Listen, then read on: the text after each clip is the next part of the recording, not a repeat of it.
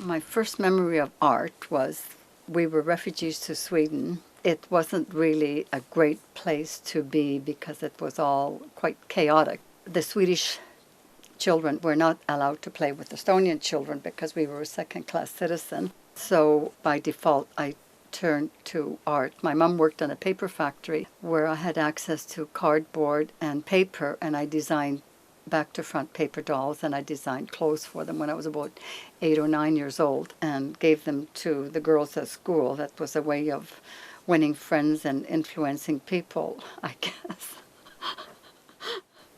It took me to a different place where I could be whoever I wanted to be.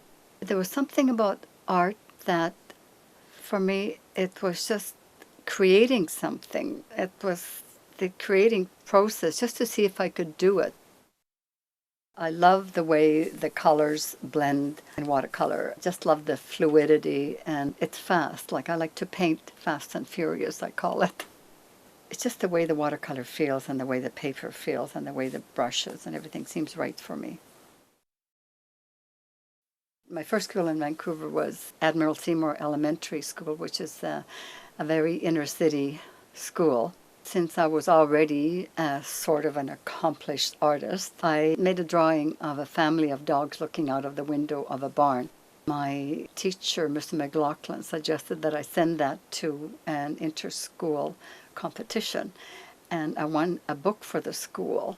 Mr. McLaughlin was the first person who acknowledged whatever talent I had, and being new to Canada and just wanting to fit in and be like everybody else. And so I think that was just a way of being Canadian or being accepted and acknowledged.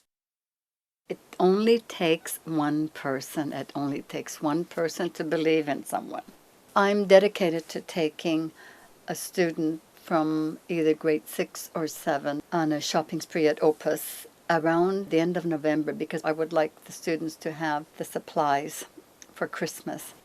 I've been doing this for a number of years, and I'm dedicated to do this for the rest of my life.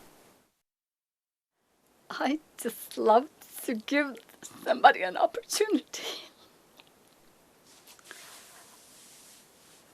The same opportunity that I had.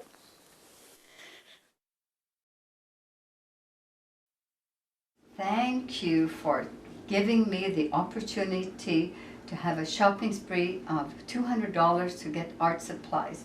You could have decided to not give a student the $200 shopping spree, yet you still decided to donate your time and money for just one student. You gave many tips and taught me many useful tips. For instance, having a juicy brush is good to use with watercolor painting. Every time you said something, I always hear the love of art in your voice, every time. In the future, I hope that I would be recognized for my love of art like I recognize your passion. Without a doubt, you're very knowledgeable, and I learned many art tips for my future. Thank you for giving me this opportunity, and I hope that many children can have a chance to have this wonderful experience.